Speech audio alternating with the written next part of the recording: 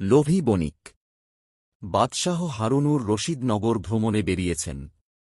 এক অন্ধ ফকির তাঁর কাছে ভিক্ষা চাইল। তিনি ফকিরকে ভিক্ষা দিলেন। ফকির ভিক্ষা পাবার পর স্বীয় কপালে সজোরে আঘাত করতে বলল।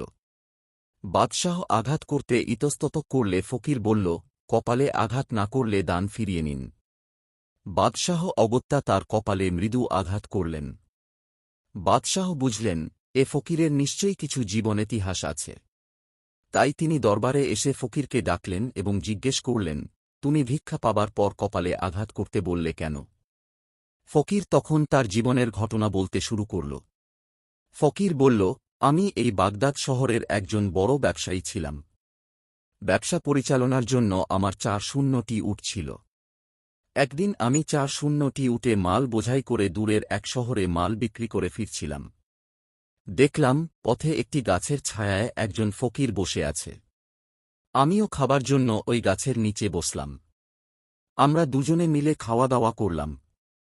ফকিরের সাথে আমার কিছুটা হৃদ্যতা সৃষ্টি হল।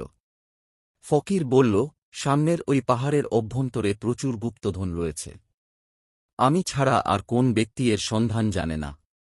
ফকিরের সাথে চুক্তি হল যে সে 2-0টি উটে মাল বোঝাই করবে আর আমি 2-0টি উটে মাল বোঝাই করব। অতঃপর আমরা দুজনে উটগুলি নিয়ে পাহাড়ের কাছে পেঁচলাম এবং সুড়ঙ্গ পথে উটগুলি প্রবেশ করিয়ে কিছু দূর অগ্রসর হলাম। ইত্যবসরে সেখানে এত সম্পদ স্তূপীকৃত অবস্থায় দেখতে পেলাম যে 2-0টি কেন 1-0টি উটও তা বহন করে নিয়ে যেতে পারবে না। অতঃপর আমি 2-0টি উটে মাল বোঝাই করলাম। ফকিরও 2-0টি উটে মাল বোঝাই করল। হঠাৎ দেখলাম ফকির কৌটার মতো কি যেন একটা কুড়িয়ে নিল। আমরা বের হয়ে এলাম। পথ চলতে চলতে আমার মনে হতে লাগল, এ ভাগ ঠিক হয়নি। তাই আমি ফকিরকে বললাম, তুমি ফকির মানুষ, এত সম্পদ দিয়ে তুমি কি করবে? আমাকে 1-0টি উট ফিরিয়ে দাও। ফকির তৎক্ষণাৎ 1-0টি উট দিল। একটু পরে আবার আমার মনে হতে লাগল, ফকিরের অর্থের কি প্রয়োজন আছে। তাই পুনরায় তাকে বললাম, তুমি সংসারত্যাগী ফকির, তোমার অর্থের কি দরকার? অবশিষ্ট 1-0টি উট আমাকে দিয়ে দাও। ফকির মোটেও আপত্তি করল না।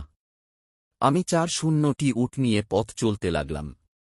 কিছুদূর অগ্রসর হয়ে আমার মনে সন্দেহ দেখা দিল। ফকির এত সহজেই আমাকে সবগুলি উট ফিরিয়ে দিল কেন? আমার মনে হল, ফকির যে কৌটাটা কুড়িয়ে পেয়েছে নিশ্চয়ই এর কিছু তাৎপর্য আছে। আমি ওই কৌটার বিষয়ে জানতে ফকিরের নিকট ফিরে আসলাম এবং এ বিষয়ে তাকে জিজ্ঞেস করলাম। ফকির বলল, এই কৌটায় এক প্রকার মলম রয়েছে, যা ডান চোখে লাগালে মাটির অভ্যন্তরে কোথায় কি সম্পদ লুক্কায়িত আছে তা স্পষ্ট দেখা যাবে। আবার বাম চোখে লাগালে সাথে সাথে 2 চোখ অন্ধ হয়ে যাবে। কোনো কিছুতেই তাকে আর ভালো করা যাবে না। পরীক্ষা স্বরূপ আমি ফকিরকে আমার ডান চোখে মলম লাগিয়ে দিতে বললাম। মলম লাগানোর পর মাটির অভ্যন্তরে লুক্কায়িত সম্পদ আমি স্পষ্ট দেখতে পেলাম। এখন আমার মনে হল, বাম চোখে মলম লাগালে ফল আরও ভালো হবে। তাই আমি আমার বাম চোখেও মলম লাগাতে বললাম। ফকির রাই হচ্ছিল না, কিন্তু কেন যেন আমার জিদ চেপে বসল। আমার পীড়াপিড়িতে ফকির বাম চোখে মলম লাগিয়ে দিল। সাথে সাথে আমি 2 চোখের দৃষ্টিশক্তি হারিয়ে ফেললাম। আমি অন্ধ হয়ে পথে বসে রইলাম।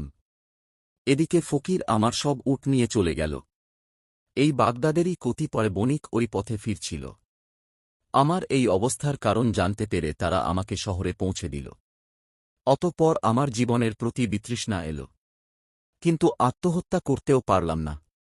আমার এই পরিণতির জন্য নিজকে ধিক্কার দিতে লাগলাম।